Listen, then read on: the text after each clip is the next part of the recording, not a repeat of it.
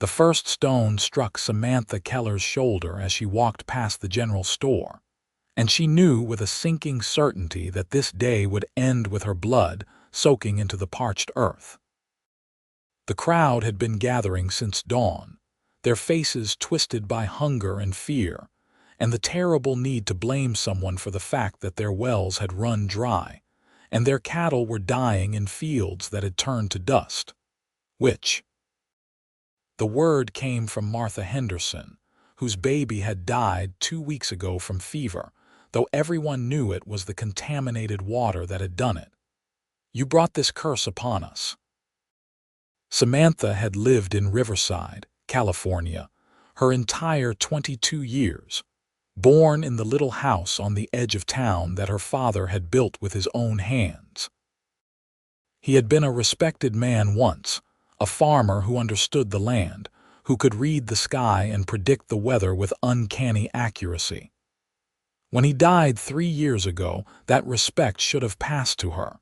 Instead, it had curdled into suspicion. The drought had started gradually, as these things always did. The winter of 1881 had brought less snow than usual to the mountains. Spring came early and hot. By summer, the creeks were running low. Now, in September of 1882, they had stopped running altogether. The San Bernardino Valley, usually green and prosperous, had become a wasteland, and people needed someone to blame. "My father taught me about the weather," Samantha said, keeping her voice steady even as more people emerged from buildings and doorways, forming a semicircle around her. "He taught me to read the signs. This drought is natural. It will break when the winter rains come." "Your father was a conjurer," said Robert Thorne, the blacksmith. His massive arms were crossed over his chest and his eyes held no mercy. "Everyone knew it, and you learned his dark arts." "He was a farmer." Samantha felt her composure cracking. He understood nature, nothing more. Then why did the drought start the year after he died? This came from young Timothy Walsh, barely 18 and already full of the kind of certainty that made men dangerous. "Why did it get worse after you refused to marry decent Christian men who could have guided you properly?" There it was, the real source of their anger. Samantha had turned down 3 marriage proposals in the past 2 years, choosing instead to live alone in her father's house and work the land herself. In a town like Riverside, where women were expected to find husbands and submit to their authority, this independence was more threatening than any amount of strange weather. "Get out!" Someone shouted from the back of the crowd. "Leave and take your curse with you. This is my home." Samantha tried to stand her ground, but another stone flew past her head, close enough that she felt the wind of its passage. "I have as much right to be here as any of you." "You have no rights." Martha Henderson pushed to the front of the crowd, her face red with rage and grief. "My baby is dead because of you. My husband's crops have failed because of you. God is punishing us for harboring evil in our midst." The crowd surged forward, and Samantha realized with cold clarity that they meant to kill her. She turned and ran, her worn boots kicking up dust as she fled down Main Street. Behind her, she could hear the mob giving chase, their voices blending into an inhuman roar. She made it to her house and slammed the door, but she knew it would not hold them for long. Her hands shook as she grabbed her father's old saddlebag and began shoving things inside. A change of clothes, the leather-bound journal where her father had recorded his weather observations, the small amount of money she had saved, a canteen and some dried beef. Her father's revolver and a box of ammunition, though she prayed she would not need to use it. The pounding on the door began before she had finished packing. "Come out, witch!" The wood splintered under the impact of something heavy, probably an axe. Samantha ran to the back of the house and squeezed through the small window that opened onto the yard where she kept her horse. Ginger was a chestnut mare, 8 years old and steady-tempered, and she whinnied nervously as Samantha approached. The noise of the mob was louder now, and Samantha could hear them breaking through her front door. Her fingers fumbled with the saddle straps, but she managed to get Ginger ready and swung herself up just as the first members of the mob rounded the corner of the house. She dug her heels into the mare's flanks, and they bolted forward, breaking through the weak fence and galloping toward the open desert. Gunshots cracked behind her, but none found their mark.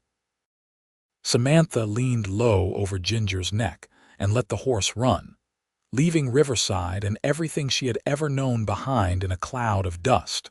She rode east toward the mountains because there was nowhere else to go.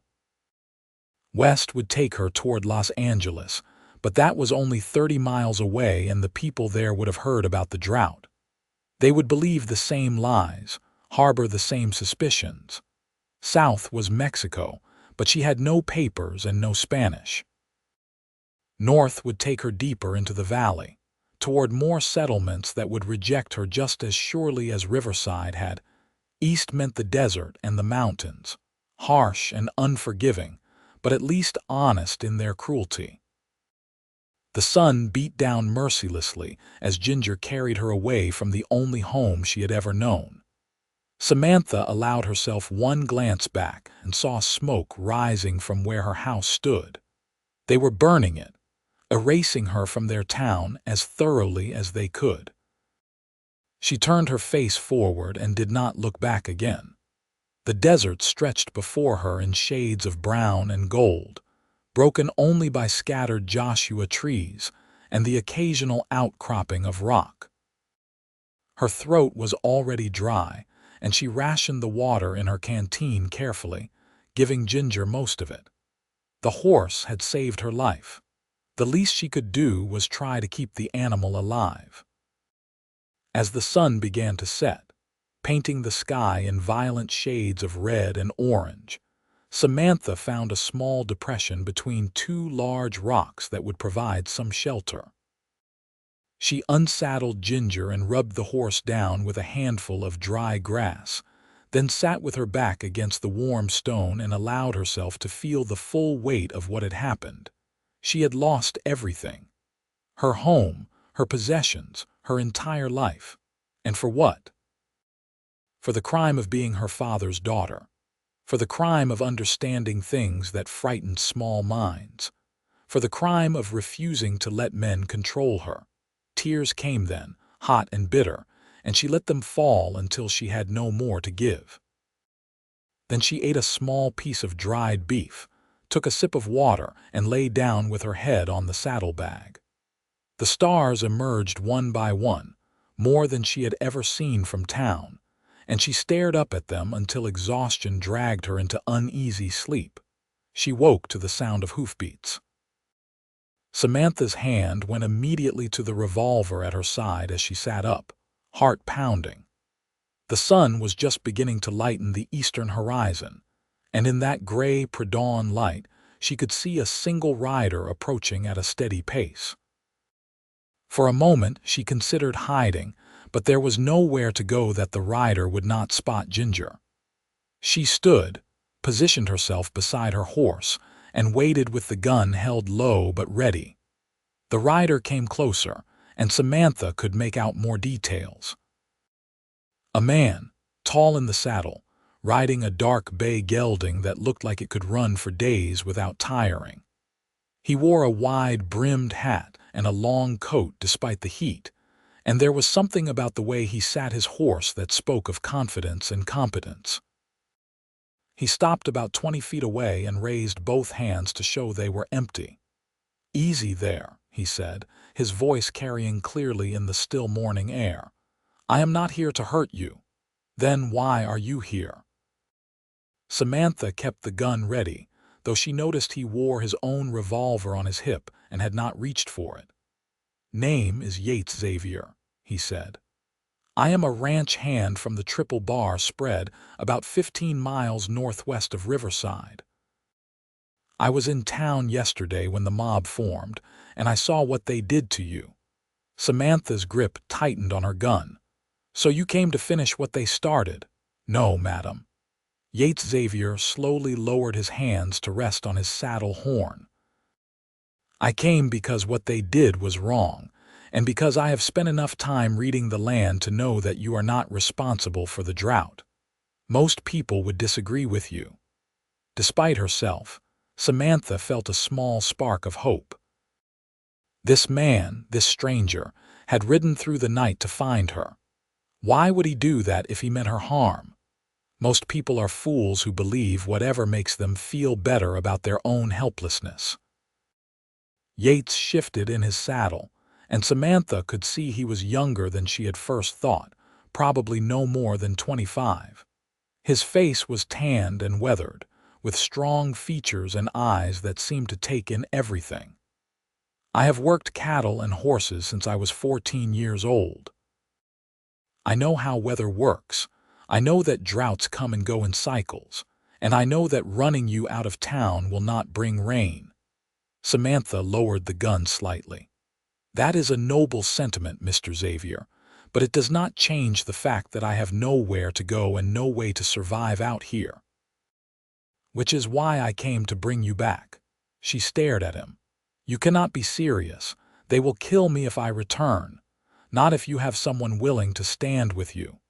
Yates swung down from his horse, moving slowly and carefully so as not to spook her. Not if you have someone who can help you prove that the drought is not your doing. And you think you can do that? Samantha wanted to believe him, but hope was a dangerous thing. It made you vulnerable. I think I can try. Yates took off his hat and held it in his hands, a gesture that seemed almost courtly. Look, Miss Keller, I know we are strangers. I know you have no reason to trust me, but I am asking you to give me a chance to make this right. You should not have to run away from your home because of superstition and fear. Why do you care? The question came out more sharply than she intended. You do not know me. Why would you risk yourself for someone you have never even spoken to before? Yates met her gaze steadily. Because I have watched too many innocent people suffer for things beyond their control. Because I believe in justice, even when it is inconvenient. And because, if I am being honest, I have seen you around town over the years and always thought you seemed like someone worth knowing. The admission caught Samantha off guard. She studied him more carefully, trying to remember if she had ever noticed him in Riverside. There was something vaguely familiar about him, but in a town of only a few hundred people, everyone was vaguely familiar. I appreciate the gesture, she said slowly, but I do not think going back is wise. The people of Riverside have made up their minds about me. Then we change their minds. Yates put his hat back on and took a step closer. I know a man, a geologist who works for the railroad. He has been studying water sources throughout the valley. If I can get him to come to Riverside and explain what is really causing the drought, people will have to listen. Will they? Samantha heard the bitterness in her own voice. Or will they just accuse him of being in league with me? They might. Yates acknowledged this with a small nod. But at least we will have tried. At least you will not have to spend the rest of your life running. Samantha looked out at the desert, at the vast emptiness that was now her only option. Then she looked back at Yates Xavier, at this man who had ridden through the night for a stranger and made a decision that terrified her. All right, she said. I will trust you, but if this goes wrong, if they come at me again, I will not go quietly. I would not expect you to. Yates smiled, and it transformed his whole face, making him look younger and more approachable. Do you have enough water for the ride back? Barely. Samantha shook her head. I gave most of it to my horse. Here. Yates went to his saddlebag and pulled out a full canteen. Take this. My gelding, Thunder, can go longer without water than your mare. Samantha accepted the canteen gratefully and took a long drink. The water was lukewarm but tasted better than anything she could remember. She offered some to Ginger, then began saddling the mare for the journey back. As they prepared to ride, Samantha found herself stealing glances at Yates Xavier. He moved with an easy grace, comfortable in his own skin in a way that she envied. He treated his horse with gentle respect, checking the animal's hooves and running a hand along its neck before mounting up. "Ready?" he asked when she had climbed into her own saddle. "As I will ever be," Samantha replied, and they turned their horses back toward Riverside. They rode in silence for the first hour, both of them scanning the horizon for any sign of pursuit. But the desert remained empty, and gradually Samantha began to relax slightly. She studied Yates from the corner of her eye, trying to figure out what kind of man would do what he was doing. "Tell me about this geologist," she said finally, needing to break the silence. "You really think he can convince people?" "Daniel Morse is his name," Yates said. "He has been surveying the valley for the Southern Pacific Railroad, helping them figure out where to lay track and where they can get reliable water sources.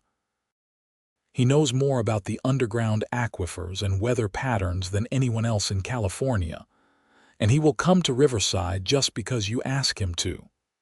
I helped him out of a tight spot a few years back," Yates said. "His survey team got caught in a flash flood up in the mountains. I happened to be nearby and was able to get them to higher ground before anyone got killed. He said he owed me a favor. I figure this is as good a time as any to collect." Samantha nodded slowly. "That still does not explain why you are doing this for me." Yates was quiet for a moment, and when he spoke, his voice was thoughtful. "My mother was blamed for something she did not do when I was a boy. People in our town said she was having an affair with a traveling merchant, said she was a woman of loose morals. None of it was true, but the damage was done. We had to leave, start over in a new place. She died 2 years later, and I always believed the stress of it all contributed to her early death." "I am sorry," Samantha said softly. "It taught me something important." Yates looked over at her, his expression serious. "It taught me that standing by and letting injustice happen is the same as participating in it. So when I saw what was happening to you, I knew I could not just watch." They rode on as the sun climbed higher, turning the air into a shimmering furnace. Samantha's thoughts churned as she tried to imagine what would happen when they reached Riverside. Would the people listen to reason? Or would they simply turn their anger on Yates as well? "What will you do if they do not believe your geologist friend?" she asked. "Then we leave," Yates said simply. "Both of us. I will take you somewhere safe, somewhere you can start over. You would give up your job at the ranch for me." "I would." There was no hesitation in his voice. "A job is just a job. A person's life is worth more than that." Samantha felt something shift in her chest, a warmth that had nothing to do with the desert heat. This man, this stranger, was offering her something she had not experienced in years: unconditional support. No demands, no expectations of submission or compliance, just simple human decency. "Thank you," she said, and meant it with every fiber of her being. They stopped to rest the horses during the hottest part of the day, finding shade beneath a rocky overhang. Samantha shared some of her dried beef with Yates, and he produced a small bag of hardtack biscuits from his saddlebag. They ate in companionable silence, too tired and too hot for much conversation. As they rested, Samantha found herself watching Yates more openly. He had taken off his hat and coat, and she could see the way his shirt clung to his broad shoulders and lean frame. He was handsome in a rough, weathered way, with lines around his eyes from squinting into the sun, and a mouth that looked like it smiled easily when not pressed into a grim line of determination. He caught her looking and raised an eyebrow questioningly. Samantha felt heat rise to her cheeks and looked away quickly. "Tell me about your father," Yates said after a moment. "What did he teach you about reading the weather?" Grateful for the change of subject, Samantha pulled out her father's journal and opened it, The pages were filled with careful observations written in his precise hand. Wind patterns, cloud formations, temperature readings, notes about plant and animal behavior. He believed that everything is connected, she explained, running her fingers over the familiar writing. That if you pay attention to the small details, you can understand the larger patterns. He taught me to watch the birds because they sense changes in air pressure before humans do. He taught me to observe the plants because different species react differently to moisture levels. He taught me to read the clouds and the wind and the way the light falls at different times of day. That is not witchcraft, Yates said. That is science. Try explaining that to people who think any knowledge they do not possess must be evil. Samantha closed the journal carefully. My father tried. He gave lectures, offered to teach others what he knew, but people wanted simple answers, not complex truths. People are afraid of what they do not understand, Yates said, and fear makes them cruel. They resumed riding as the afternoon began to cool slightly, and Samantha found herself talking more than she had in months. She told Yates about growing up in Riverside, about helping her father with his observations, about the way the town had slowly turned against them as his predictions became more accurate and therefore more unsettling. She told him about the proposal she had rejected and the scorn that had followed. Yates listened without judgment, occasionally asking questions that showed he was truly paying attention. He told her about his own life in return, growing up in Nevada, learning to work cattle, drifting from ranch to ranch until he found a place at the Triple Bar. He spoke about the loneliness of cowboy life, the long days in the saddle and the longer nights in the bunkhouse with men who had little to say beyond crude jokes and complaints. I always wanted something more, he admitted as they rode through a particularly beautiful stretch of desert where wildflowers somehow managed to bloom despite the drought. Something that mattered. I just never knew what that was until yesterday. And now you think you do? Samantha asked. Maybe. Yates smiled at her, and Samantha felt her heart skip in a way that had nothing to do with fear or exhaustion. Or maybe I am just a fool on a hopeless quest. Time will tell. They reached the outskirts of Riverside as the sun was setting, and Samantha's earlier anxiety came rushing back. The town looked different from this perspective, smaller and more fragile than she remembered. She could see the burned remains of her house, a black scar on the landscape that made her throat tighten with grief and anger. Where do we go? She asked Yates. The church, he said. We go straight to Reverend Thomas and make our case to him first. If we can convince him, he can help sway the rest of the town. The Reverend was in that mob, Samantha reminded him. I saw him there. He was also trying to calm people down, Yates said. I watched him. He was not throwing stones or calling for violence. He is a good man at heart, even if he let fear override his judgment yesterday. Samantha was not convinced, but she had trusted Yates this far. She nodded and followed him as he guided his horse toward the small white church that stood at the center of town. People emerged from their houses as they rode past, and Samantha could feel their stares like physical weight. Some pointed and whispered. Others shouted insults or warnings. But no one tried to stop them, perhaps confused by the sight of Yates Xavier riding protectively beside the woman they had driven out. Reverend Thomas was in the church, preparing for the evening service when they arrived. He looked up from his Bible as they entered, and his weathered face showed surprise and something that might have been shame. Miss Keller, he said quietly, I did not expect to see you again.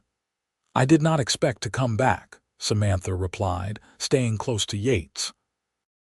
But Mr. Xavier has convinced me that I should have a chance to defend myself properly. The Reverend looked at Yates. You are from the Triple Bar, are you not? Yes, sir, Yates said respectfully. and I am here to ask you to give Miss Keller a fair hearing. I know a man who can explain what is really causing this drought, and I think the town deserves to hear the truth before they commit any more injustices." Reverend Thomas closed his Bible and sat down heavily in the front pew. He looked older than Samantha remembered, worn down by the weight of trying to guide his flock through disaster. "The people are frightened," he said. "They are losing everything they have worked for. They need someone to blame, something they can control in a situation that feels uncontrollable." "I understand that," Yates said, "but surely you, as a man of God, cannot condone scapegoating an innocent woman." The Reverend flinched. "No," he admitted, "I cannot. And I am ashamed that I did not do more to stop what happened yesterday, but I am not sure I can change people's minds now. The damage is done. It is never too late to do the right thing," Yates said firmly. "Help me arrange a town meeting. Let my friend Daniel Morse come and present his findings, give people the truth, and trust that at least some of them will choose to believe it." Reverend Thomas studied them both for a long moment, then sighed. "Very well. I will call a meeting for tomorrow evening, but I cannot promise that people will listen, and I cannot guarantee Miss Keller's safety." "I will guarantee her safety," Yates said, and there was steel in his voice. "Anyone who wants to hurt her will have to go through me first." They left the church and headed for the small hotel on Main Street. The proprietor, a nervous man named Albert Chen, was reluctant to give Samantha a room until Yates paid for it in advance and made it clear that anyone who bothered her would answer to him. Even then, they could both feel the hostility radiating from the other guests. "You should get some rest," Yates said as they stood outside her room. "Tomorrow is going to be difficult."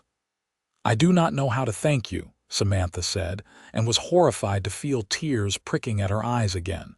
"You have done more for me than anyone has in years." "You do not need to thank me." Yates reached out and very gently touched her shoulder. The contact was brief but sent warmth spreading through her entire body. "Just try to get some sleep. I will be right across the hall if you need anything." Samantha nodded and retreated into her room, closing the door and leaning against it. Her heart was racing, and she could still feel the ghost of his touch on her shoulder. She had spent so long being alone, being self-sufficient, that she had forgotten what it felt like to have someone care about her welfare. It was terrifying and wonderful in equal measure.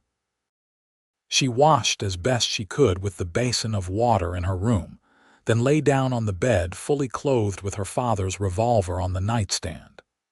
Sleep came slowly, interrupted by anxiety about the next day and confusing dreams in which Yates Xavier's face kept appearing. Morning brought a knock on her door, and she opened it to find Yates standing there with a tray of food from the hotel dining room. "Thought you might not want to face everyone downstairs," he said. "So I brought breakfast to you." They ate together in her small room, eggs and toast and coffee that was too strong but welcome nonetheless. As they ate, Yates explained his plan for the day. "I am riding out to the railroad survey camp to fetch Daniel Morse," he said. "It is about a 3-hour ride each way, so I should be back by mid-afternoon. Can you stay here until then? Keep the door locked and do not go outside unless absolutely necessary." "I can do that," Samantha said, though the thought of being trapped in this small room all day made her anxious. "But what if people try to break in?" Yates reached into his coat and pulled out a second revolver, smaller than the one she already had but well maintained. "Take this as well, and if anyone tries to break down your door, fire a shot through it. That should discourage them, and I will hear the noise and come running." Samantha accepted the gun, hoping desperately that she would not need to use it. "Be careful out there, always am." Yates stood and settled his hat on his head. "I will be back before you know it. Try not to worry." Easy for him to say. Samantha spent the morning pacing her small room like a caged animal, jumping at every sound from the hallway or the street below. She tried to read her father's journal to calm herself, but could not concentrate on the familiar words. Instead, she found herself thinking about Yates Xavier, about the kindness in his eyes and the strength in his hands and the way he had looked at her as if she mattered. It had been so long since anyone had looked at her that way. Around noon, she heard shouting from outside and went to the window to look down at the street. A group of townspeople had gathered, and they seemed to be arguing about something. She caught fragments of conversation. Wrong to drive her out, brought it on herself. Xavier has no right. Maybe we should listen. The town, it seemed, was divided. That was something, at least. The afternoon dragged on endlessly, and Samantha was beginning to worry that something had gone wrong when she finally heard hoofbeats and looked out to see Yates riding back into town with another man beside him. The stranger was older, perhaps 40, with graying hair and spectacles that caught the light. He carried himself with the air of someone accustomed to being listened to. Samantha grabbed her things and hurried downstairs, not wanting to wait a moment longer. Yates was tying Thunder to the hitching post when she emerged, and his face lit up when he saw her. "Miss Keller, this is Daniel Morse," he said, gesturing to his companion. "Daniel, this is the woman I told you about." Daniel Morse dismounted and gave Samantha a polite bow. "Miss Keller, I am pleased to meet you, though I wish it were under better circumstances. Yates has explained the situation, and I am happy to help in any way I can." "Thank you," Samantha said. "I hope you can make them understand." "I will certainly try." Daniel adjusted his spectacles and looked around at the drought-stricken town. "Though from what I can see, the evidence speaks for itself. This area is experiencing a severe drought, but it is entirely natural and has nothing to do with any one person." Reverend Thomas had spread word about the meeting, and by early evening the church was packed with nearly everyone in Riverside. Samantha sat in the front pew with Yates beside her, acutely aware of the hostile stares from many of the townspeople. Martha Henderson was there, her face still twisted with grief and rage. Robert Thorne stood at the back with his arms crossed, looking skeptical. Timothy Walsh sat with a group of other young men, all of them muttering among themselves.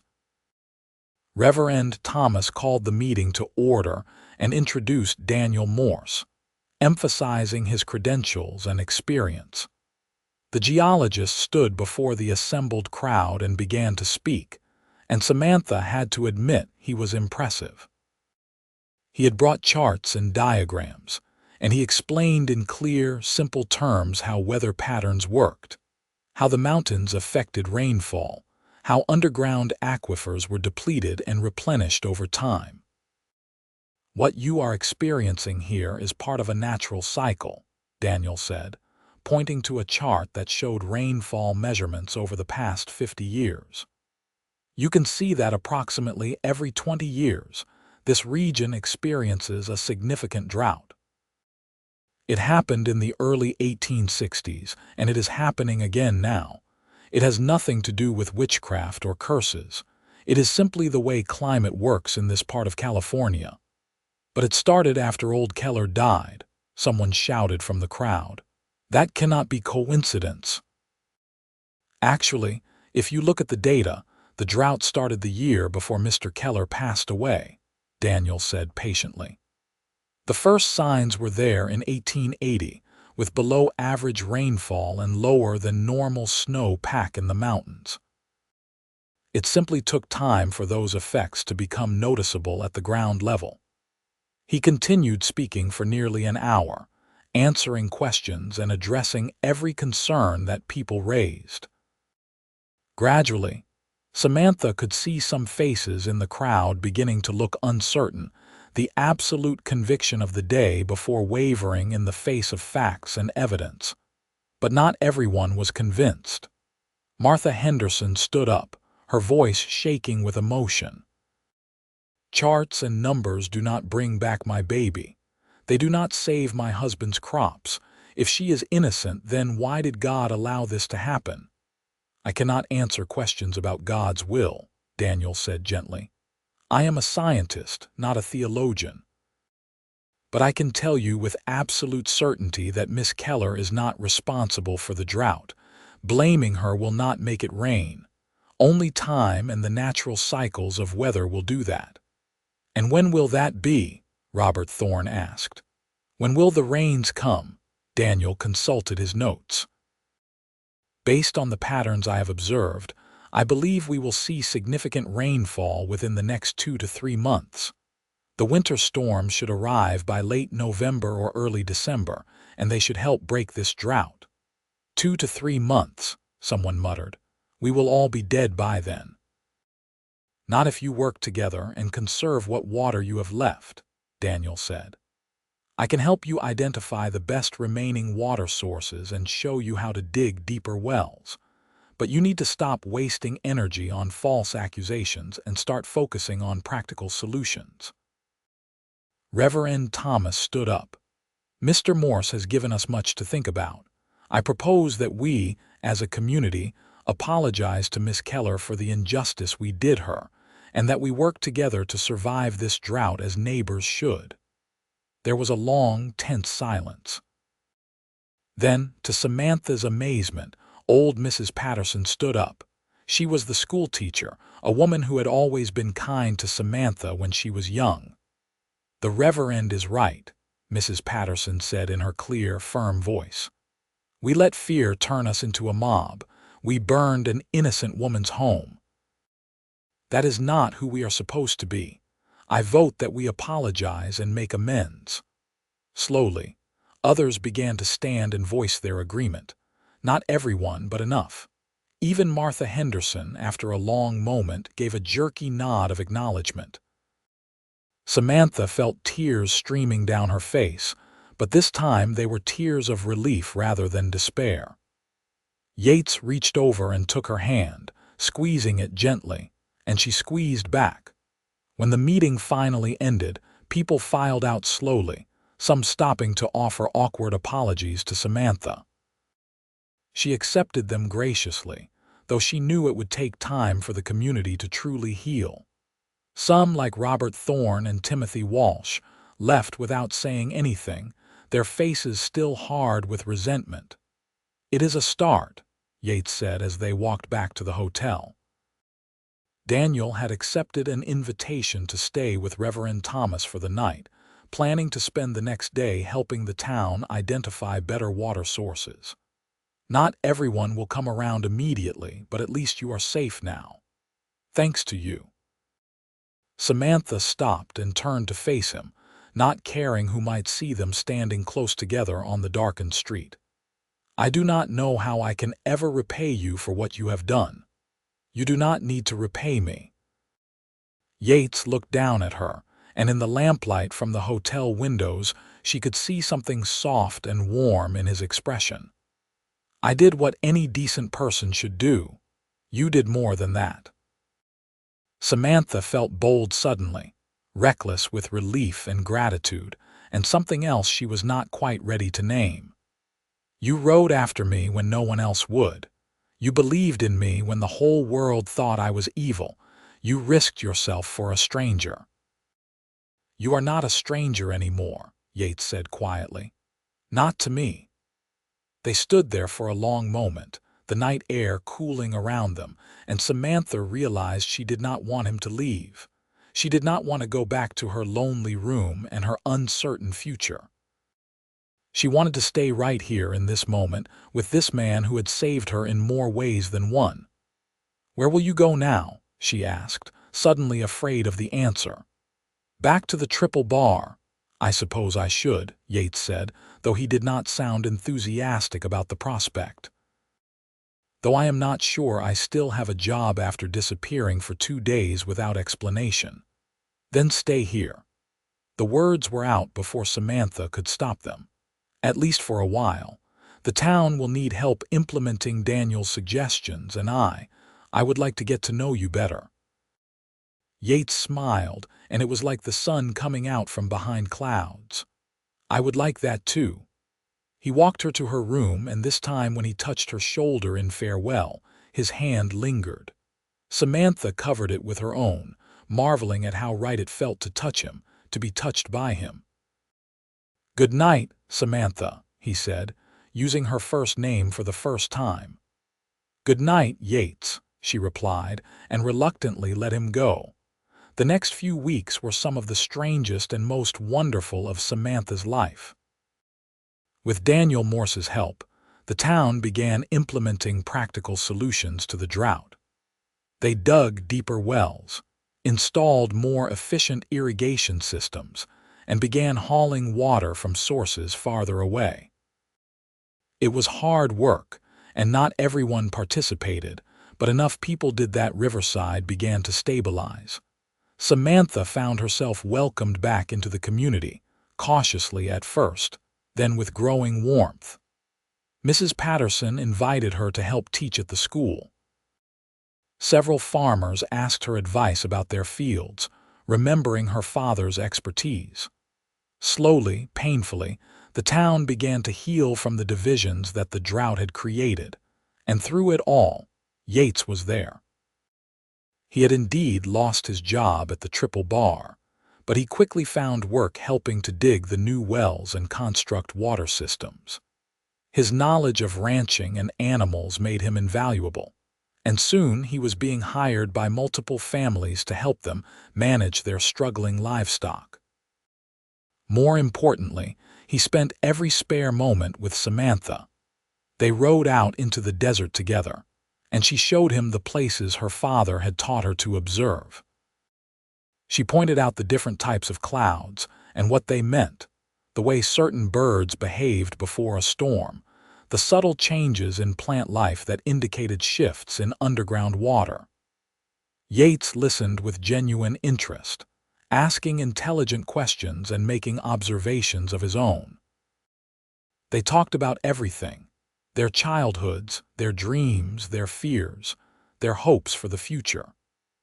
Samantha learned that Yates wanted to own his own ranch someday, a place where he could raise horses and cattle without answering to anyone else.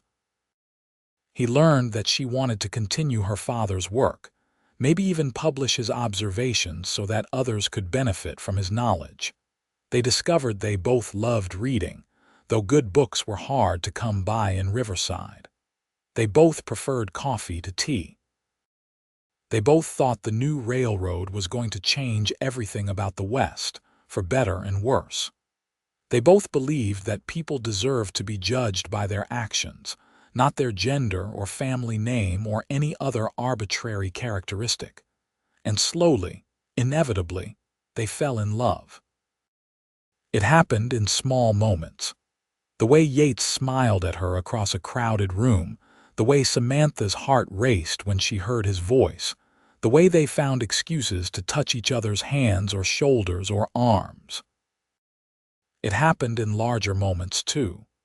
The day Yates defended her against Timothy Walsh, who had made a crude comment about her unmarried status. The evening Samantha stayed up all night nursing Yates through a fever, her fear for his well-being making her realize how deeply she cared. It happened in the way they understood each other without words, the way they could work side by side in comfortable silence, the way they made each other laugh even in the midst of hardship. One evening in late November, Samantha was working in the temporary shelter that the town had built for her while they reconstructed her house. She was transcribing notes from her father's journal into a clearer format, thinking about how to organize them for potential publication, when Yates arrived with his hat in his hands and an expression on his face that made her heart skip. "Is something wrong?" she asked, setting down her pen. "No," Yates said, "or maybe yes, I do not know." He came inside and closed the door behind him, then seemed to struggle with what to say next. "Samantha, I need to tell you something." She stood up, suddenly nervous. "What is it?" "I am in love with you." The words came out in a rush, as if he had been holding them back for too long and they could not be contained anymore. "I have been in love with you since the day I rode out into the desert to find you, maybe even before that, though I did not realize it at the time. And I know we have not known each other very long, and I know I do not have much to offer you, but I needed you to know how I feel." Samantha felt joy explode in her chest, so intense it was almost painful. "Yates, you do not have to say anything," he interrupted, looking miserable. "I understand if you do not feel the same way. I just could not keep it to myself anymore." "You foolish man." Samantha crossed the small room in 3 quick steps and took his face in her hands. "I love you too. I have loved you probably since the moment you offered me your canteen in the desert. How could I not love someone who saw me when everyone else looked away?" Yates stared at her for one breathless moment, then pulled her into his arms and kissed her. It was not a gentle, tentative first kiss. It was deep and desperate and full of all the emotion they had both been holding back for weeks. Samantha melted into him, her fingers tangling in his hair, her body pressed against his as if she could somehow get closer than physically possible. When they finally broke apart, both breathing hard, Yates rested his forehead against hers. "Marry me," he said. "I know it is too soon, and I know I should probably court you properly first, but I do not want to wait. I want to spend the rest of my life with you." "Yes," Samantha said without hesitation. "Yes, I will marry you." They kissed again, and this time it was softer, sweeter, full of promise rather than desperation. When they finally separated, Yates was grinning like a boy on Christmas morning. "I am going to build you a house," he declared. "A proper house, bigger than the one that burned, with a study where you can work on your father's notes and a big porch where we can sit in the evenings and watch the sky." "That sounds perfect," Samantha said, laughing with pure happiness. "Though I do not need anything fancy, I just need you." "You will have me," Yates promised. "For as long as I live, you will have me." They married 3 weeks later in the little church where Daniel Morse had presented his findings. Nearly the whole town turned out for the ceremony, and if a few people stayed away out of lingering resentment, Samantha did not notice or care. She only had eyes for Yates as he stood at the altar in his best clothes, looking at her as if she were the most precious thing in the world. Reverend Thomas performed the ceremony, and there was a note of satisfaction in his voice as he pronounced them husband and wife. This marriage, Samantha thought, was his way of making amends for not stopping the mob that day. By blessing their union, he was sending a message to the community that she was accepted, valued, worthy of love and respect. They had no money for a fancy celebration, but the town women had put together a simple reception with food and drink, and someone produced a fiddle so there could be dancing. Samantha danced with her new husband, laughing as he spun her around the church hall, and felt happier than she had ever thought possible. As Daniel Morse had predicted, the rains came in early December. The first drops fell on a cold evening, and Samantha and Yates stood on the porch of their temporary home and watched the sky open up. The rain fell steadily for 3 days, soaking into the parched earth, filling the creeks and streams, bringing life back to the valley. The drought was not completely broken. It would take months of steady rainfall for that, but this was a start. And more importantly, it proved Daniel's predictions correct. The townspeople who had been skeptical began to accept that the drought really was a natural phenomenon, that Samantha had never been responsible for it. With the coming of the rain, work began in earnest on the new house. Yates had saved most of his wages from the well-digging work, and combined with a small inheritance Samantha had from her father, they had enough to build something modest but comfortable. The whole town turned out to help with the construction, and Samantha was moved by how many people wanted to contribute after what had happened. By spring of 1883, the house was finished. It was simple but sturdy, with 2 bedrooms, a large kitchen, the study that Yates had promised, and that big porch facing west so they could watch the sunsets. Samantha moved her father's books and journals into the study and spent hours organizing them, working on the manuscript that would eventually become a guide to weather observation for farmers and ranchers. Yates started taking on more ranching work, and by summer he had saved enough to buy a small herd of horses that he planned to train and sell. He had an eye for good horse flesh and a gentle way with animals that made him successful. People came from as far away as San Bernardino to buy horses from Yates Xavier. Life settled into a comfortable rhythm. They worked hard during the day and spent their evenings together, talking and reading and planning their future. They made love with the passion of newlyweds, learning each other's bodies and hearts with equal attention. They argued occasionally, as all couples do, but they always talked through their disagreements rather than letting resentment build. In the fall of 1883, Samantha realized she was pregnant. She told Yates one evening as they sat on their porch watching the stars come out, and his whoop of joy probably woke half the town. He picked her up and spun her around, then immediately set her down and apologized, worried he might have hurt the baby. "You did not hurt anyone," Samantha said, laughing at his concern. "I am not made of glass, Yates, I know, but—" He placed his hand gently on her still flat stomach. "We are going to be parents. That is terrifying." "It is," Samantha agreed. "But we will figure it out together, just like we have figured out everything else." The pregnancy was difficult at times, but Yates was attentive and caring, taking on extra work so Samantha could rest when she needed to. The town women, led by Mrs. Patterson, rallied around her with advice and support and hand-sewn baby clothes. Even Martha Henderson, who had lost her own baby to the drought, came by one day with a beautiful quilt she had made. "I was wrong about you," Martha said quietly as she handed over the quilt. "And I am sorry for the pain I caused. I hope you can forgive me." "I already have," Samantha said, and meant it. Holding on to anger would not change the past, and she had too much happiness in her present to let bitterness poison it. Their son was born in May of 1884, a healthy baby boy with Yates's dark hair and Samantha's green eyes.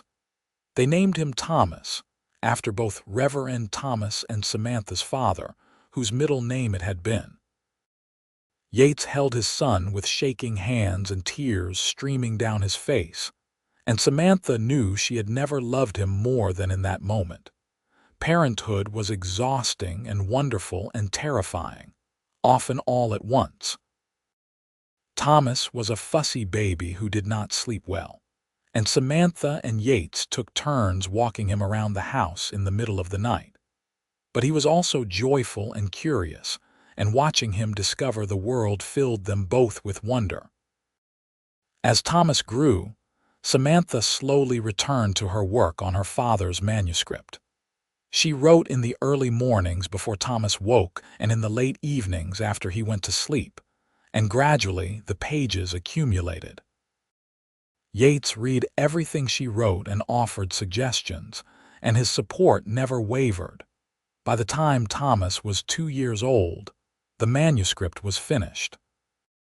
Samantha sent it to a publisher in San Francisco that Daniel Morse had recommended, and after months of anxious waiting, received a letter saying they wanted to publish it.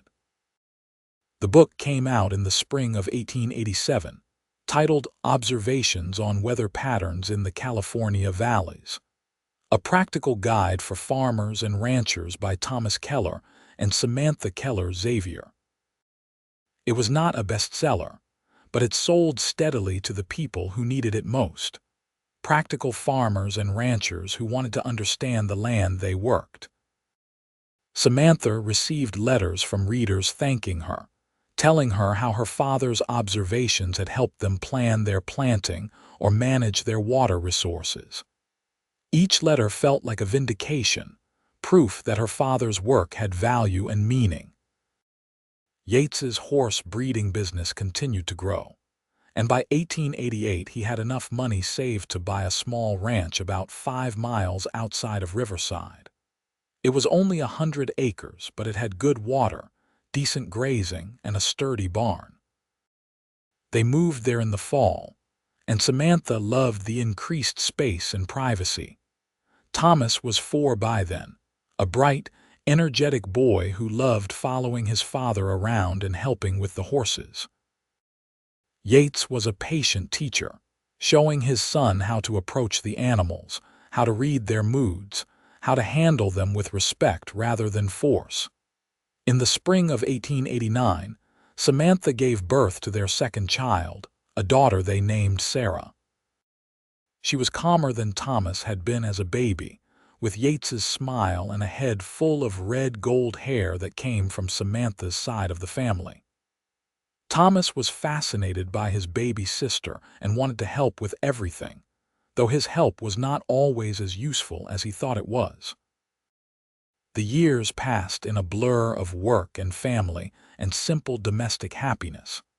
Thomas started school with Mrs. Patterson and proved to be as curious about the world as his mother and grandfather had been. Sarah grew into a sweet-tempered child who loved animals almost as much as her father did. Samantha continued to write, publishing articles in agricultural journals and working on a second book about drought management. Yates expanded the ranch gradually, buying additional land when he could afford it and building a reputation as one of the best horse breeders in Southern California. They had struggles, of course. There were years when money was tight, when drought threatened again or horses got sick or crops failed. There were moments of grief, like when Reverend Thomas passed away in 1891 and when Mrs. Patterson followed him a year later. There were arguments and misunderstandings, and all the normal friction of two strong-willed people building a life together. But through it all, they had each other, and that made everything bearable. One evening in the summer of 1895, Samantha and Yates sat on the porch of their ranch house watching the sun set over the mountains. Thomas was 13 now, nearly as tall as his father, and Sarah was 6, still small but growing fast. Both children were inside doing their evening chores, arguing good-naturedly about whose turn it was to feed the chickens. "You ever think about that day?" Yates asked, reaching over to take Samantha's hand. "The day I rode after you." "Sometimes," Samantha admitted. "Though it feels like a lifetime ago now." 13 years, Yates mused. 13 years since I did the best thing I have ever done." "What was that?" Samantha asked, though she thought she knew, refusing to let an innocent woman be driven into the desert to die. Yates brought her hand to his lips and kissed it gently. "Deciding that justice mattered more than convenience, riding after you even though every sensible part of my brain said I was a fool." "I am glad you were a fool," Samantha said, leaning her head on his shoulder. "The best kind of fool." They sat in comfortable silence for a while, watching as the sky went through its evening transformation of colors. From inside, they could hear their children laughing, and the sound filled Samantha with a contentment so complete it was almost painful. "I have been thinking," Yates said eventually, "about expanding the ranch again. Maybe buying that parcel of land to the east that borders the creek. It would give us better water access and more grazing area." "That is a good idea," Samantha said, "though it will be expensive." "I have been saving," Yates said, "and Thomas is getting old enough to help with more of the work. In a few years, Sarah will be able to help too. We could make it work." "Then let's do it," Samantha said decisively. "We have never been afraid of hard work." Yates laughed. "No, we certainly have not been." They bought the land that fall and spent the next year fencing it and building the infrastructure they needed. Thomas threw himself into the work with enthusiasm, eager to prove himself, and even young Sarah helped where she could. It was exhausting, but by the following spring they had nearly doubled the size of their ranch. More importantly, they had built something lasting, something that would provide for their children and, God willing, their children's children. Something that represented everything they had overcome to be together. In 1898, Thomas turned 16 and announced that he wanted to go to the new agricultural college that had opened in Berkeley. Samantha and Yates discussed it long into the night, weighing the expense against the opportunity. In the end, they decided to let him go. Education had saved Samantha's life in a very real sense, and they wanted their son to have every advantage they could give him. Sarah, at 9 years old, was developing her own interests. She loved to draw and paint, capturing the desert landscape in watercolors that showed a real eye for light and composition. Samantha encouraged this talent, remembering how her own father had encouraged her curiosity about the world. As the 19th century drew to a close, Samantha sometimes reflected on how much had changed since that terrible day when the mob had driven her out of Riverside. The town itself had grown and modernized, connected now to the expanding railroad network. Many of the people who had threatened her that day were gone, moved away or passed on, replaced by new residents who knew her only as Mrs. Xavier, the respected author and rancher's wife. But some of the old-timers remained, and they remembered.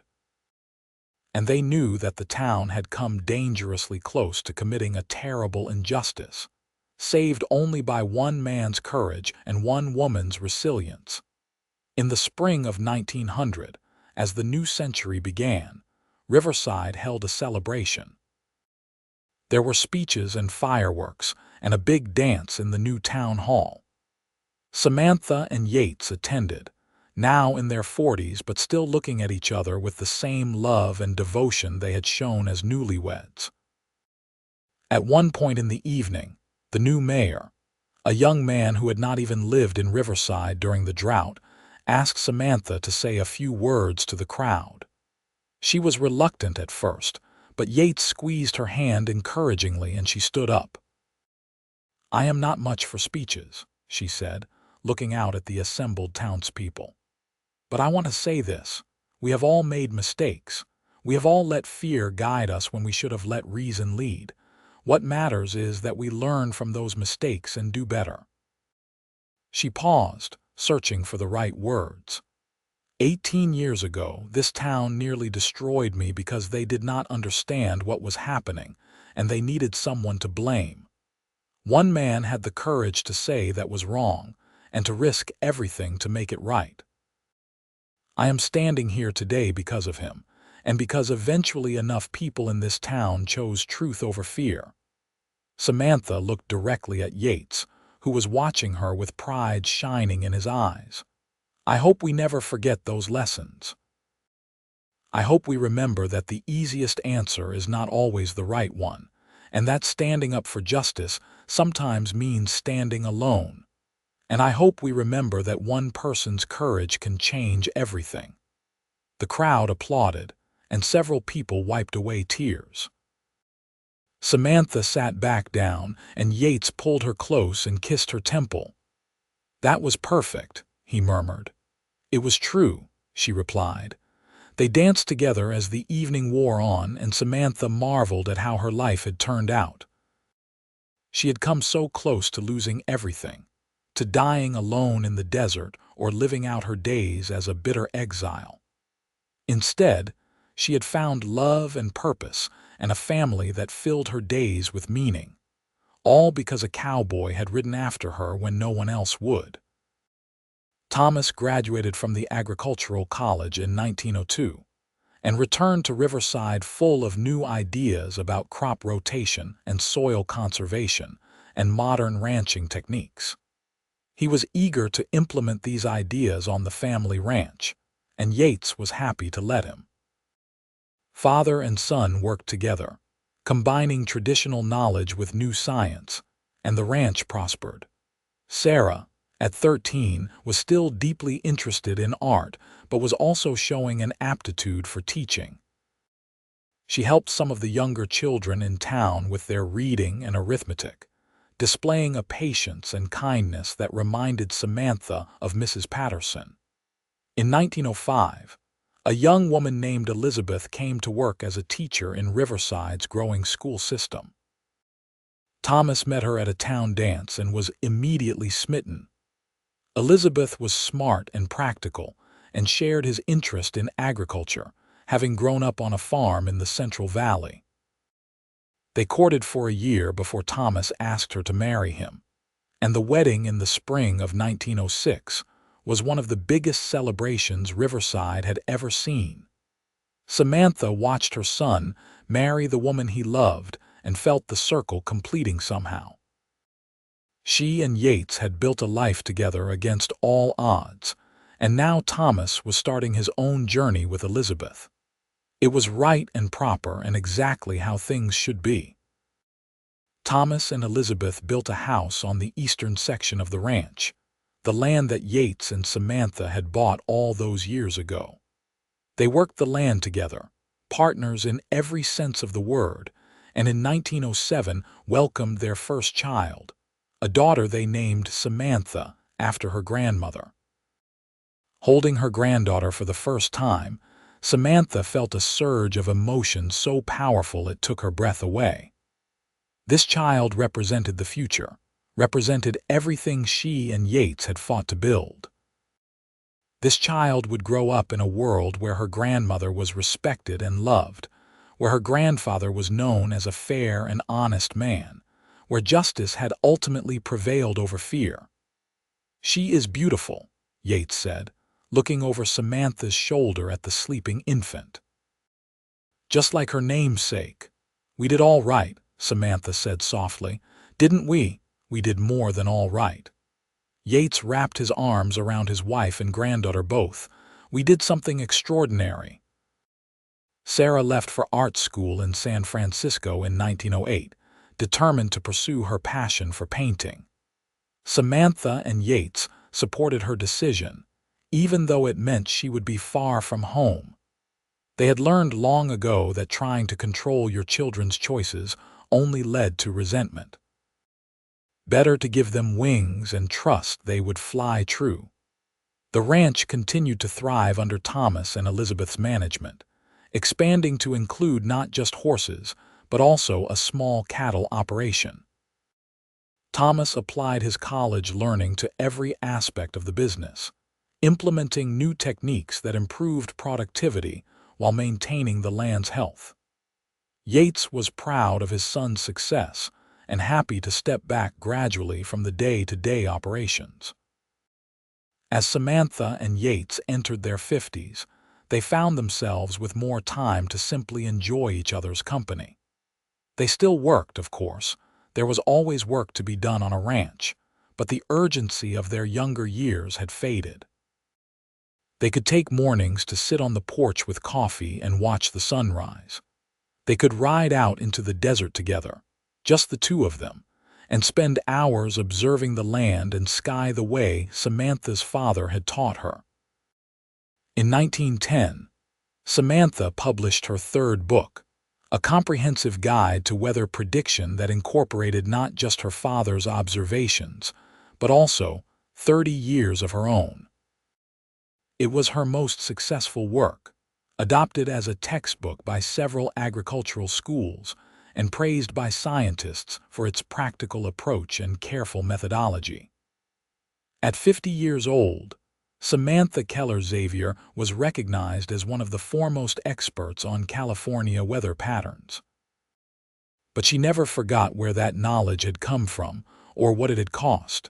Sarah returned from San Francisco in 1912, now 23 and an accomplished artist. She had exhibited her work in several galleries and had even sold a few paintings. but she missed home and the desert landscapes that inspired her best work. She moved back to Riverside and opened a small studio, teaching art to local children and creating paintings that captured the unique beauty of Southern California. She also fell in love with the new doctor who had recently arrived in town, a serious young man named James, who shared her love of learning and beauty. They married in 1913, and Sarah continued to paint even after she became a mother, balancing her art with her domestic responsibilities in a way that made Samantha proud. Thomas and Elizabeth had 3 more children by 1914, giving Samantha and Yates 4 grandchildren to dote on. The ranch was now a multi-generational operation, with Thomas and Elizabeth running the business while Yates and Samantha provided advice and occasional labor. It was satisfying to see their legacy taking root, growing into something that would outlast them both. The world was changing rapidly. Automobiles were becoming more common, replacing horses for transportation if not for ranch work. Electricity was coming to rural areas, though it had not yet reached their ranch. The news from Europe spoke of growing tensions that would eventually explode into war, though that seemed impossibly far away from their peaceful corner of California. Through it all, Samantha and Yates remained each other's constant. They had been married for more than 30 years, and they were more in love than ever. They had weathered droughts and floods, economic ups and downs, personal losses and triumphs. They had built a ranch, raised children, contributed to their community, and created a body of work that would help farmers and ranchers for generations to come. On a warm evening in June of 1915, they sat on their porch as they had done thousands of times before, watching the sun set over the mountains. Their grandchildren's laughter drifted from Thomas's house across the way, and somewhere in the distance they could hear Sarah's voice as she sang to her young son. "If you could go back," Yates said suddenly, "to that day when I rode after you in the desert, would you change anything?" Samantha considered the question carefully. "I wish the mob had never formed," she said slowly. "I wish people had not been so quick to blame and so slow to think. I wish my house had not burned." "But," Yates prompted, knowing her well enough to hear the unspoken word. "But if all of that had not happened, I might not have met you," Samantha finished. "Or at least not in the same way. We might have passed each other in town 100 times without really seeing each other. So no, I would not change it. Every hardship led me to exactly where I am supposed to be." "With me," Yates said. "With you," Samantha confirmed. "Always with you." Yates pulled her close, and they sat together in the gathering darkness, 2 people who had found each other against impossible odds and built a life that exceeded anything they could have imagined. The stars came out one by one, the same stars that had watched over them that first night in the desert 33 years ago. Back then, Samantha had been alone and terrified, her whole world crumbling around her. Now she was surrounded by family and love and the tangible evidence of everything she and Yates had accomplished together.